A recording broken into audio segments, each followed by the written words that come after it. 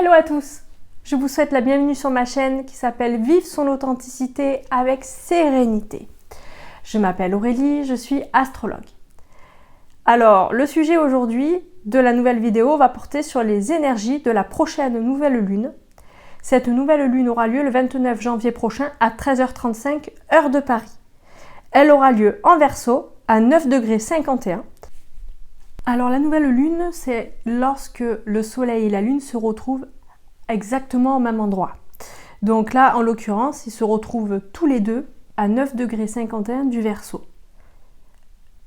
C'est aussi le moment où les énergies se renouvellent dans le mois, donc les énergies lunaires et solaires. C'est comme si les énergies étaient remises à zéro. Donc dans le cadre des énergies solaires, on va plutôt penser à notre extériorité, donc tout ce qui touche par exemple au travail, à la mise en action, au projet, tout ce qui touche à ce qui est à l'extérieur de nous. Et les énergies lunaires, ça va être notre intériorité, donc notre émotionnel, notre sensibilité, mais aussi notre maison, notre cocon familial. Donc c'est le moment où ces énergies-là finalement se retrouvent totalement en adéquation, c'est comme si elles étaient alignées. Alors pour commencer, je vais vous faire un petit topo sur quels seront les signes qui vont être impactés, donc de manière plus ou moins intense on va dire. Donc je vais commencer par les signes qui vont être les plus impactés. Donc comme la nouvelle lune se déroule en Verseau, automatiquement, elle va impacter les signes en carré du Verseau. Donc les Scorpions et les Taureaux, et le signe en opposition, les Lions. Après, comme cette nouvelle lune se déroule à 9,51 degrés, elle va impacter principalement les premiers décans et une partie du deuxième décan de ces signes-là. Ces signes-là risquent de vivre une nouvelle lune un peu plus agitée, il peut y avoir plus de frustration, plus de colère, il peut y avoir aussi des difficultés à dormir pendant 1 ou 2 jours avant et 1 ou 2 jours après la nouvelle lune. Cette nouvelle lune va être davantage bénéfique pour les premiers et une partie des deuxièmes décans Verseau, Balance et Gémeaux, mais aussi pour les premiers et une partie du deuxième décan Sagittaire et Bélier. Alors cette nouvelle lune va être en grande partie marquée par Pluton, puisque Pluton s'est installé en Verseau en novembre dernier. Donc Pluton se trouve en conjonction avec le Soleil, la Lune, mais aussi Mercure. Ce qui fait que ça va donner une certaine intensité, une certaine profondeur à cette nouvelle lune. Donc les Verseaux qui ont l'habitude quand même d'être légers, qui n'ont pas l'habitude de se poser beaucoup de questions existentielles et qui n'ont pas non plus l'habitude de plonger à l'intérieur d'eux-mêmes, vont se retrouver pour cette nouvelle lune, plonger un peu plus à l'intérieur d'eux-mêmes. Ils risquent de se poser des questions existentielles ou peut-être avoir une certaine ouverture spirituelle pendant cette nouvelle lune. Ça sera un petit peu pareil pour les autres signes d'air et pour le Sagittaire et les Béliers. Ça sera positif bien évidemment puisque ça va juste apporter un peu plus de profondeur et un peu plus d'intensité. D'autant plus que comme je disais, Pluton se retrouve conjoint à Mercure, donc Mercure étant la planète de la communication et de la réflexion, automatiquement tout cela va faire travailler la pensée et la réflexion.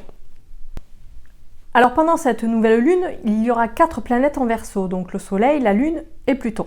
Pluton sera conjointe à ces 3 autres planètes, ce qui va donner une certaine profondeur ou une certaine intensité ou une certaine réflexion aux questions que porte le signe du Verseau. Donc le Verseau, c'est un signe avant-gardiste, porté vers le collectif, porté aussi vers les nouvelles technologies, mais aussi à tout ce qui est nouvelles techniques thérapeutiques. Donc on va retrouver l'astrologie, on va retrouver le développement personnel, on peut retrouver aussi tout ce qui touche à la naturopathie, aux nouvelles techniques thérapeutiques, tout simplement. Donc il peut y avoir des ouvertures au niveau de la spiritualité, des prises de conscience soudaines, mais tout cela sera positif. Ça sera comme un révélateur de qui on est vraiment, mais de manière positive. Alors pour certaines personnes aussi, il peut y avoir une reconnexion à ses propres rêves, puisque nous avons une belle conjonction entre le Soleil et Mercure, mais aussi entre la Lune et Mercure, ce qui fait que il est facilement imaginable que certaines personnes puissent se reconnecter à leurs rêves, à pouvoir les exprimer, ou en tout cas pour d'autres aussi peut-être amorcer un pas vers ce rêve, cette réalisation. Alors Jupiter se retrouve en trigone avec la Lune et le Soleil, ce qui va apporter une certaine facilité pour certains et une certaine dose de chance, parce que quand Jupiter se retrouve en aspect positif avec d'autres planètes, c'est toujours un moment de grâce, c'est un moment, on va dire, de bénédiction, puisque tout est facilité. Même si là, Jupiter se retrouve en rétrogradation, c'est-à-dire qu'il recule vu de la Terre, ces effets sont peut-être un petit peu amoindris dus à cette rétrogradation, mais cela n'empêche que la chance et les bonnes nouvelles seront quand même au rendez-vous pour certains, ce qui va faciliter du coup cette amorce de projet de cœur, par exemple, pour certaines personnes. Vénus se retrouve quant à elle en Poisson. Alors, Vénus en Poisson, c'est la connexion à un amour parfait, rêver à quelque chose d'idyllique, au prince charmant, à une relation amoureuse idéale.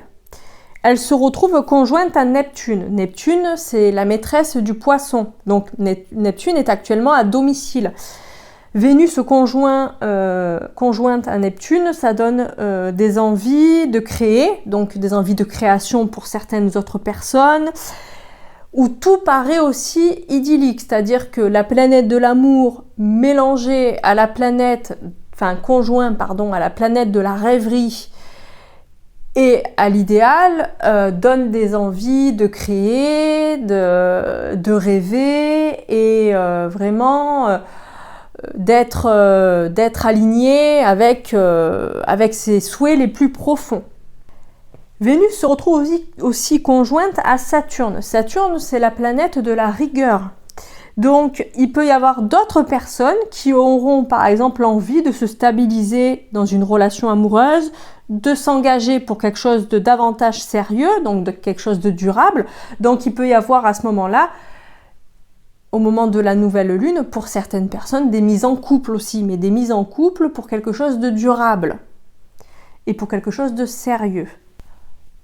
Alors Mars se trouve dans le signe du Cancer, mais elle se trouve aussi en rétrogradation. Donc une planète en rétrogradation nous invite à prendre du recul et à se mettre en pause, entre guillemets, sur son domaine d'action. Donc dans le cadre de Mars, les domaines de Mars sont justement l'action, la mise en mouvement et tout ce qui touche dans le domaine d'agir. Donc comment je me mets en mouvement. Mars, c'est vraiment la planète de comment je réalise mes projets dans la matière, comment je me dynamise en fait.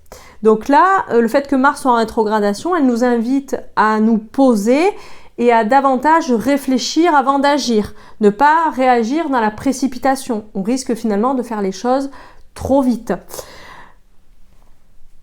Alors pour cette nouvelle lune, on peut facilement s'imaginer que ce sera plus une nouvelle lune qui sera axée sur les prises de conscience et sur la réflexion qu'autre chose. Avec Pluton, cette nouvelle lune va donner une certaine intensité, une certaine profondeur. Pour certaines personnes, il va y avoir une reconnexion à son être véritable, des prises de conscience positives, peut-être une ouverture spirituelle pour d'autres. Avec Neptune, il peut y avoir une reconnexion à ses propres rêves, à ses propres envies et avoir envie de mûrir ça dans sa tête. Et pour d'autres personnes, avec Jupiter qui est en trigone avec le Soleil et la Lune, il va y avoir une bonne dose de chance, il peut y avoir de super surprises, parce que Jupiter, quand il est là, c'est toujours un moment de grâce, c'est toujours un moment hyper positif. Donc, certaines personnes, pour cette nouvelle lune, risquent d'avoir des super nouvelles. Donc voilà, donc je viens de finir de vous décrire les énergies de la prochaine nouvelle lune. Si vous avez aimé ma vidéo, n'hésitez pas à liker, commenter ou partager, ou encore vous abonner à ma chaîne si ce n'est pas encore fait. Je vous souhaite une belle journée ou une belle soirée. Tout dépend le moment où vous regardez ma vidéo. Et je vous dis à bientôt!